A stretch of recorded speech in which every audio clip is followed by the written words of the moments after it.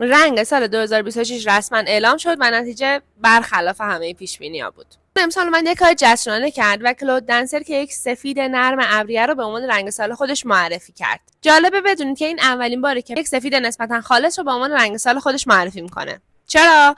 چون انسان بعد از اون همه رنگ جسورانه به یک رنگی نیاز داشته که حس سکوت، تمیزی و شروعی تازه رو القا بکنه. شروین ویلیامز به سمت رنگ‌های خاکی رفته و یونیورس خاکی رو معرفی کرده. بنجامین مور هم قهوه‌ای زغالی عمیق رو معرفی کرده و دیولوکس هم ترکیب آبی آرام رو پیشنهاد داده. و همشون یک پیام مشترک دارن که سال 2026 سال آرامش، طبیعت و خنثی‌های هوشمنده. الان یک سوال مهم پیش میاد که بعد از این همه بیانیه که ما از دوران مینیمال عبور کردیم و این دوران به آخر خودش رسیده، انتخاب این رنگ بازگشت ما به دوران مینیمال.